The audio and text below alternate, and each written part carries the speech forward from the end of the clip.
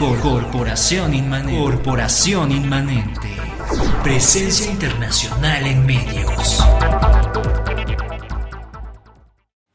Muy buenos días tengan todos ustedes. Guten Morgen, mein Freund. Good morning. How are you? Fine? Très bien, merci. Et toi? Molto bene. Grazie. Molte grazie. ¿Y en italiano cómo se diría? Buongiorno. Buongiorno. Buongiorno, come stai? Bene? Benissimo. Benissimo. Grazie. Bueno, pues a todos los que nos escuchan. Obrigado en portugués, gracias. Ajá. Buen día. Están en el programa Ecléctica con Alejandro Rivera y José Gabriel Ávila Rivera. Debe ser primos, man. Sí, quién sabe cómo estuvo por ahí alguna de estas cosas de la historia donde se cruzaron nuestros apellidos, que por cierto es de origen portugués. Rivera. Viene de Ribeiro y parece que eran los que vivían en una parte del río Tajo. Por lo menos es una de las versiones que hay. Viene de la Ribeira del río Tajo, como dicen los portugueses, ¿no? Y del otro lado era en alguna parte territorio español y quedó como Ribera, de manera que estamos emparentados genéticamente en algún punto de la historia, ¿no? Cosa que me genera un... Pero por supuesto a mí también una gran aprecio, gran estimación y sobre todo un gran respeto por Gabriel. Muchas veces, no imagino. Su generosidad, su bondad y su afán de ayudar al prójimo, lo cual no es algo que se encuentre todos los días. No, ¿qué puedo decir de ti? Pero bueno, la semana pasada tú proponías platicar de Bach, ¿no? Y siempre entendiendo, queriendo tanto la música o disfrutando de la música en una forma tan apasionada como me sucede, cuando tú me dices Bach, indudablemente pienso en el más grande de los músicos que han existido.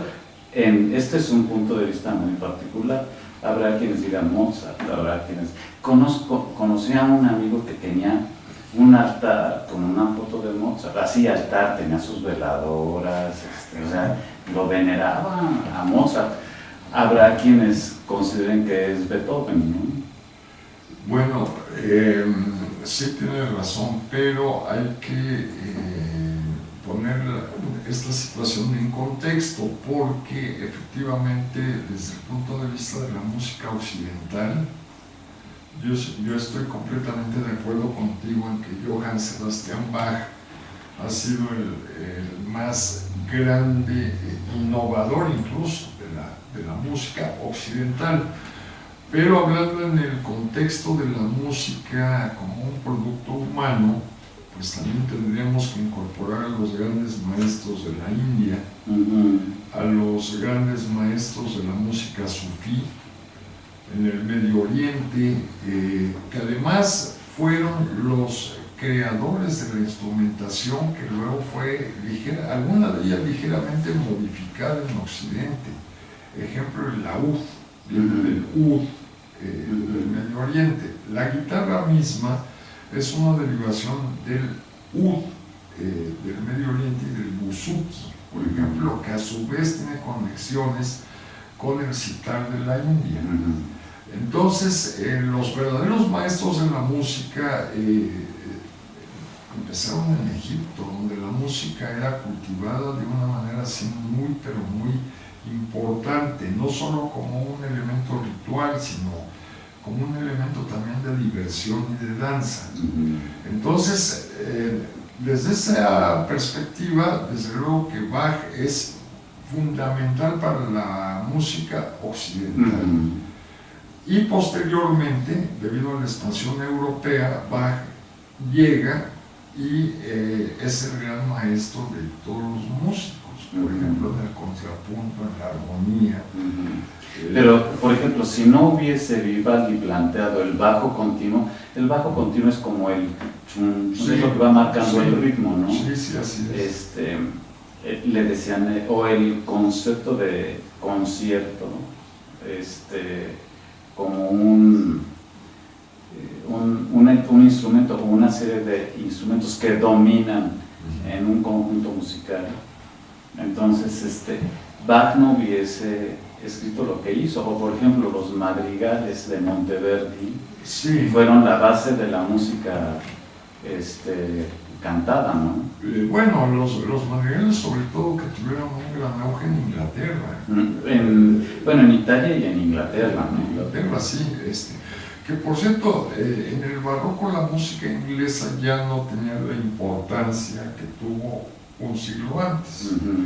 Pero sí los madrigales, los motetes, los virelai, tan importantes en Francia, como elemento de los trovadores, y sobre todo en la música occitana, lo que se tocaba y se conocía, ¿qué diríamos? En el sureste de Francia, que de hecho todavía se sigue hablando una variante del francés llamado occitano, una lengua medieval que ha sobrevivido en una pequeña región francesa, ¿no? Pero efectivamente todo esto constituyó de los motetes, por ejemplo, y de las canciones, pues nacen las sonatas, ¿no?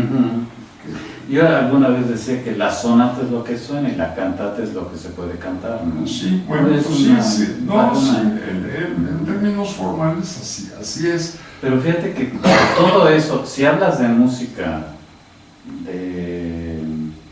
de los antecedentes de la música y luego de la época medieval, del barroco y todo, pareciera que toda la forma musical se concentró en la figura de Johann Sebastian Bach. Sí. O sea, él como que lo concentró y entonces hizo una obra de un carácter verdaderamente extraordinario por la extensión y por la complejidad. Ahora, hablamos de obras extensas y complejas, pero a eso agrégale una estética sorprendente, ¿no? No, empezamos a escuchar, yo confío en tu oído de manera absoluta. Yo tengo la grabación que escuchamos al principio como La Pasión según San Juan, pero tú dices, no, es la Pasión según San Mateo. Y yo confío más en lo que tú dices que en mis propios registros, ¿no? Entonces, bueno, son los corales de Bach, pero hay que ver una situación muy interesante. Desde el principio del siglo XVI, un buen amigo llamado Martín Lutero empezó un movimiento, era por cierto un monje agustino, y ahí empieza en el norte de Alemania, en la región de Lübeck.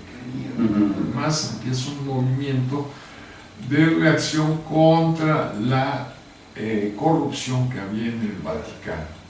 Bueno, estuvo ahí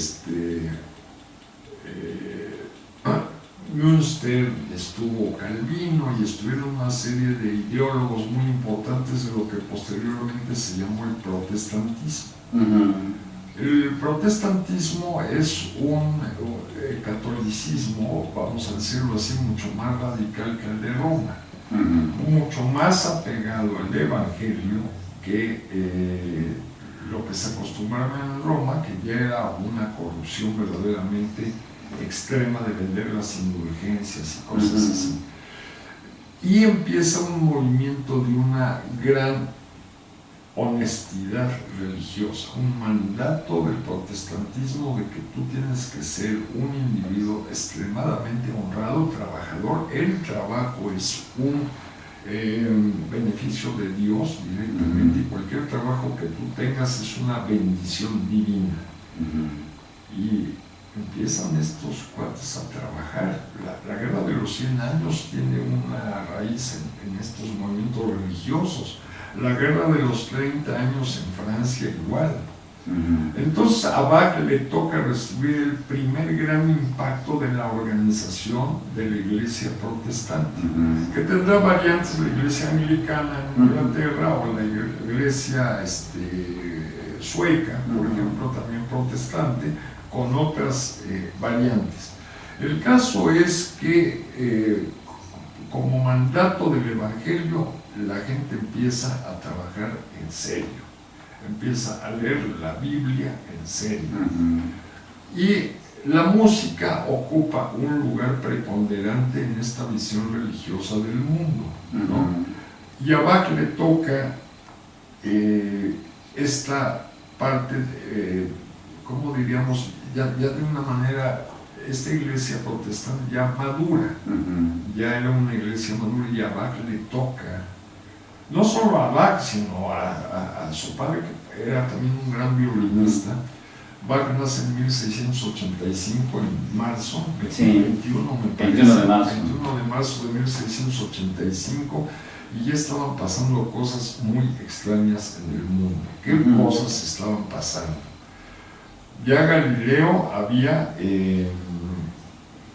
pues propuesto una serie de aspectos importantes que habían derrumbado aquella teoría de que la Tierra era el centro del universo, impulsado sobre todo por Copérnico, que lee en su libro publicado en 1543, De Revolutionibus Orbium Celestium, que es una de las obras cumbres. Pero en 1687, o sea, 2 años después de nacido Bach, Newton publica de Filosofía Principia Naturalis, los principios de la filosofía natural, y con eso el mundo cambia. O sea, Bach crece a medida que va madurando y expandiéndose la obra de Newton, que a todo lo pasado ya nos parece como que, bueno, sí fue importante, fue absolutamente crucial. No, y además, ¿con qué elementos fue que se establecieron estas teorías? Porque no había realmente todos los antecedentes que en la actualidad nos permiten tener una imagen del mundo como la concebimos, ¿no? A través de los planetas, que todavía existen discusiones de que si son 7 o que si son 8, que si Plutón es planeta o es un platino, no sé. No exactamente. Y estamos, pero contamos con un buen arsenal de tecnología para podernos explicar el mundo, pero en esa época, ¿qué tenían? No, pues la expansión de Newton empieza justamente en Francia, y es una mujer, Madame de Châtelet, la que traduce a Newton. Es la traducción al francés que todavía sobrevive. Y Newton escribió en latín, ¿no? Newton escribió en latín. No, esa es otra cosa especial, ¿no? Pero, y entonces eso, y además, fíjate, en 1531 Magallanes, que no regresa a Sevilla, porque lo matan en Filipinas, pero Sebastián Elcano sí llega y dice, la Tierra es redonda. Parece que David, para variar un poco, ya nos trae cortado por acá. Y es cuando estamos más cercanos. Bueno, pues regresamos en un momento para seguir platicando de Johann Sebastian Bach. Corporación Inmanente. Presencia internacional en medios.